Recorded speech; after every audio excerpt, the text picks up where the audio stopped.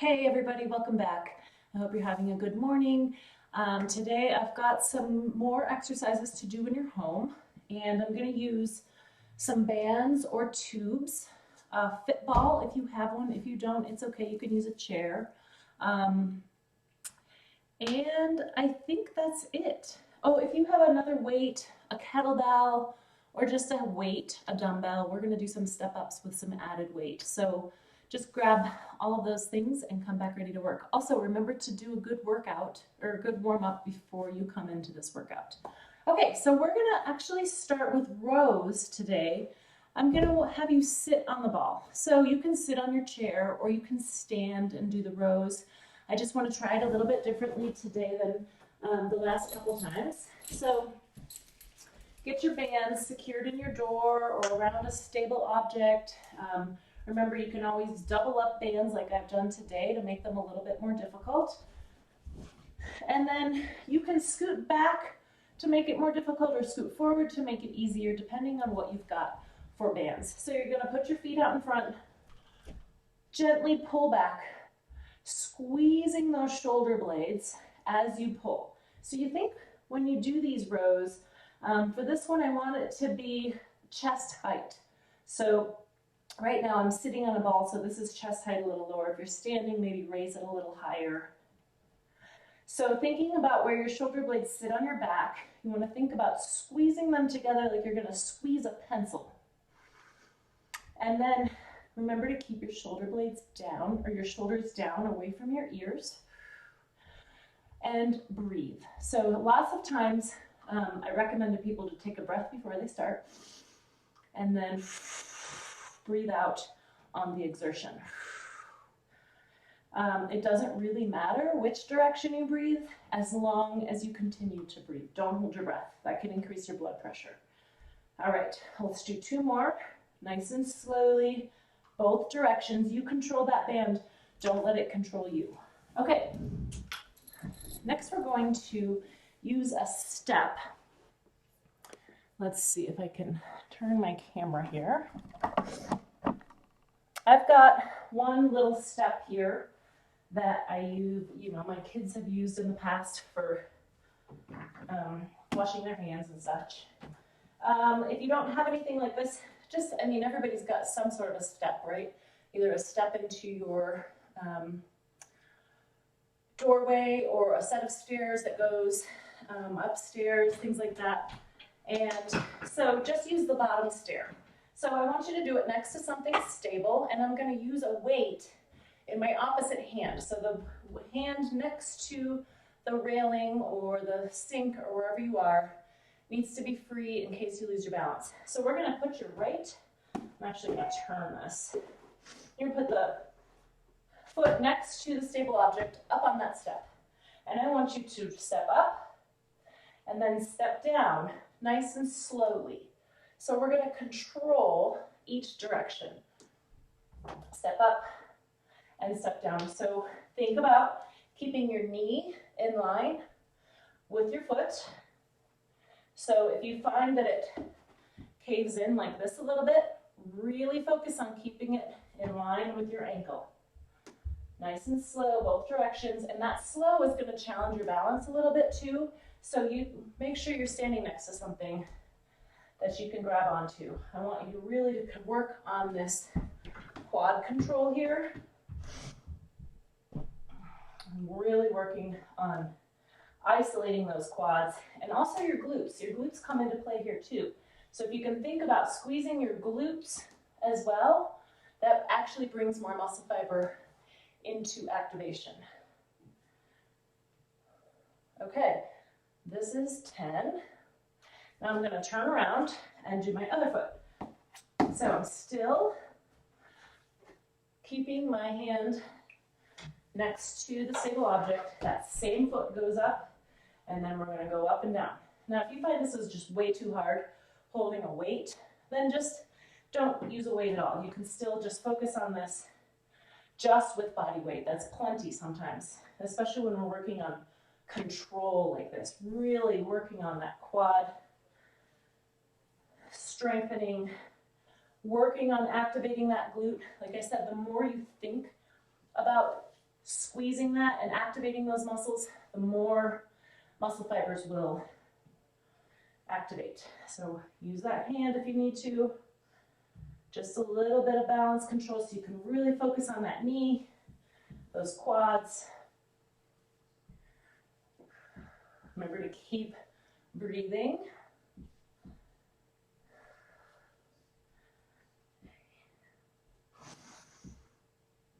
Okay. Last one. Up and down. Challenge yourself. See how slow you can do it. This is a pretty low step. If you have, like a fitness step, you can decide on the height of it. So if this is really challenging for you, you can make it on a lower step. If you need more of a challenge, you can build that step up a little bit and make it more challenging. Okay. Next, we're going to do some diagonal chops. So I have this gallon jug here that I have filled about 2/3 full of water. So a gallon usually weighs about 8 pounds, so this is probably like 5 pounds or so. And I'm going to use it for some chopping. So I've shown this before where I've used a full gallon to do some chopping.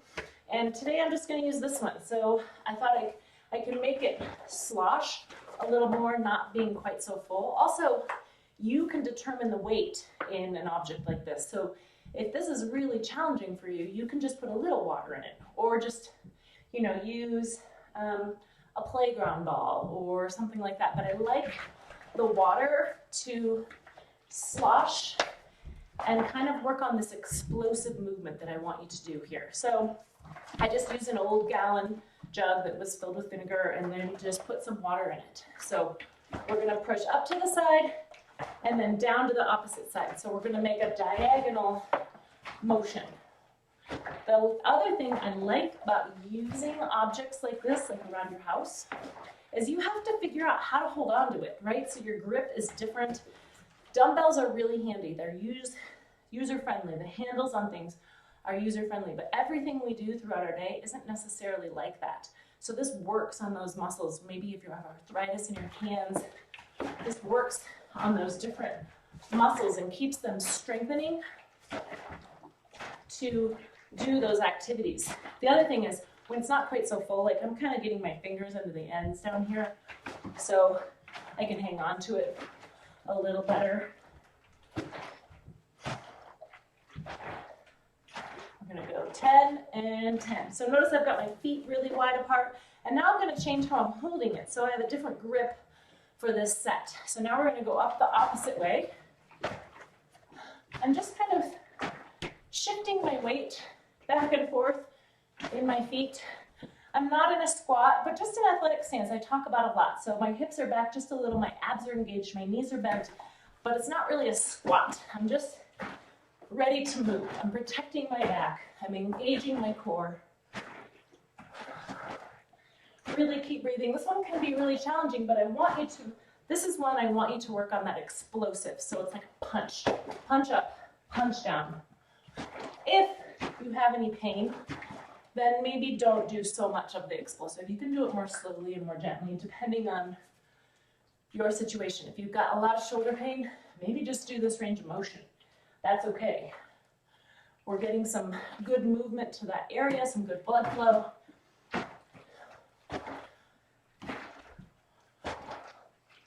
Two more. Good. So like I said, if you are having pain with that explosive movement, slow it down. Do your sort of range of motion.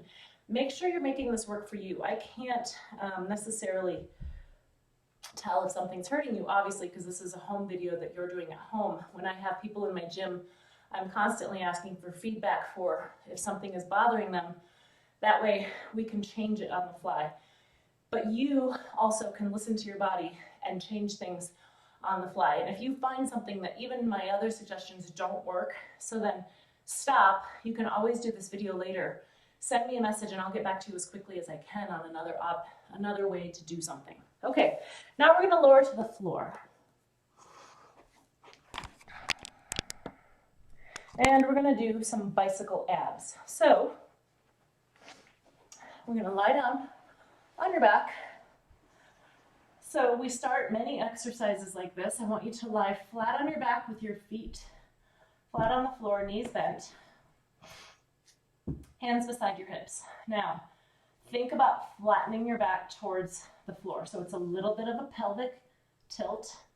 And I don't want you to lift your hips up off the floor, but flatten your back to the floor. Make a nice flat space on the floor. Now we're gonna put one foot out. We're gonna do some bicycle abs. First, I want you to just switch your feet and see how that feels. Kind of check in with your body. Are you able to keep your back flat to the ground? If you're not, stop, reset, and go again. That can be really challenging. Okay, now I'm gonna have you just lift the straight leg up off the ground. So the bent knee is coming back and getting contact with the ground. We're activating your core here quite a bit. So if you find your back arching a lot, stop, reset, and flatten that back. Okay, now what I would like for you to do eventually is to be able to go like this, reaching out, not quite putting your foot down on the floor, and then also this one doesn't touch down. So that's the ultimate goal, but that's not exactly how it has to go depending on where you are with this. So try each version, and if you're able to hold that flat back and you're not having back pain, go to the next one. Okay, so remember, just start here, and then you can just keep that straight leg out.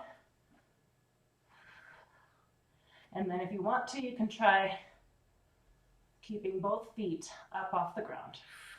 Keep breathing.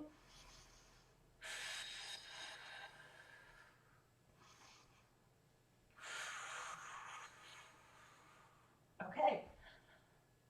Great. Okay, so those are bicycle abs. It's a good kind of safe way to work that core, really focusing on keeping that back flat to the mat. That's a great core strengthener in and of itself. So only progress to the next level on those if you're not having back pain and if you're able to keep that back flat to the floor. It's challenging. It's a lot more challenging than it looks. Okay, next we're going to use a ball for some marches. So a little bit of balance, a little bit more core, and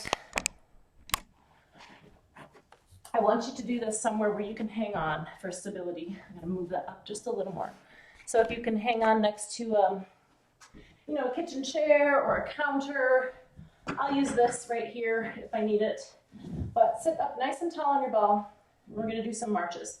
So one way you can start is by hanging on to that stable object and seeing how that goes. And if you feel like that's pretty good, you can hang on to the sides of the ball. That actually gives you some good stability. And then if that's going okay, you can try it with no hands. Importantly, I want you to sit up nice and tall on the ball. Keep your shoulders back.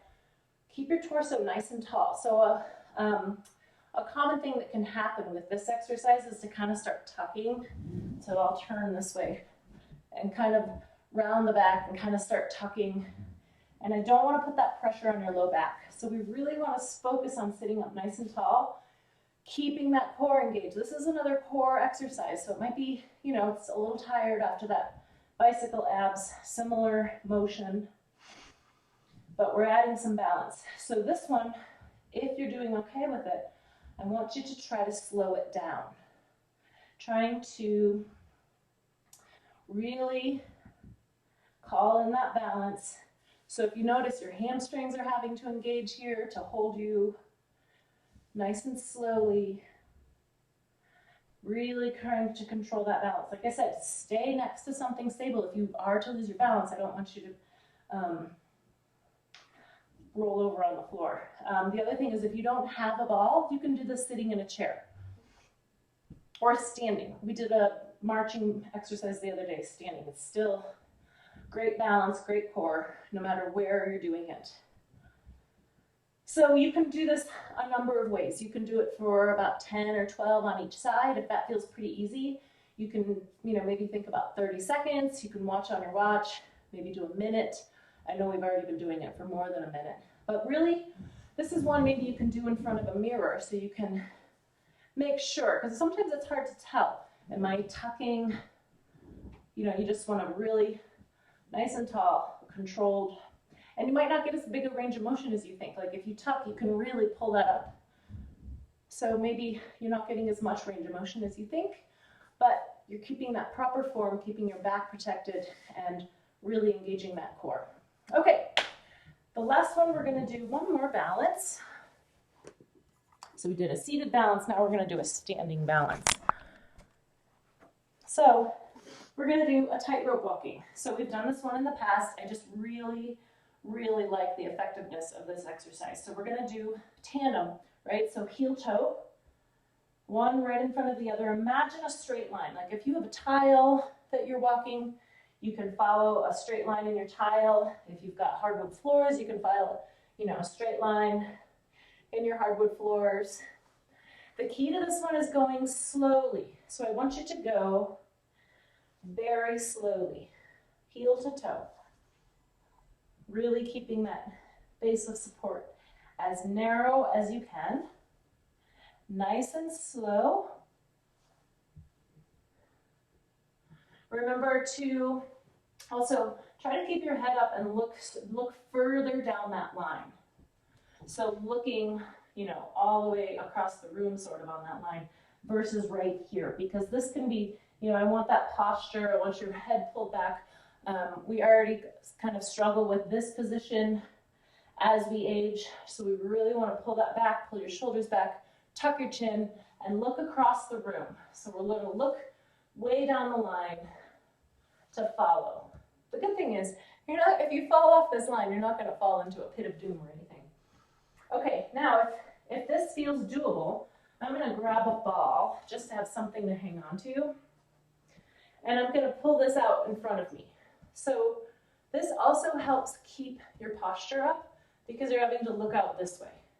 Don't look down here. Keep looking far off down that line across your room. Okay, and if that is going well, keep doing what is working for you here. Don't advance to the next one if you're struggling at all. Okay, now the next one I'm going to do is we're going to turn. So we're going to turn towards that foot that you've just put in front. This is a really advanced version. When you change your eyesight, you change your proprioception, it can throw your balance off. So find the level here that is safe but challenging for you. So if you find that very first level of just the heel toe is pretty easy, I'm going to decline that. Then, excuse me. Anyway, only advance to the next level if you find that whatever level you're doing is pretty easy. So remember, you can also do this along your kitchen counter, so you've got some place to hang on the whole way. There's lots of different, sort of levels involved with this one. So pick the one that's safe for you, but challenging a little bit. Okay, that's it for today. Remember, repeat this 1 to 2 more times. If you want to add a little more cardio in to get a higher workout, get your heart rate up and keep it up throughout the whole workout, that's great. Make sure you follow with some good stretches and drink a big glass of water when you're finished. All right, keep moving, everybody. Thank you.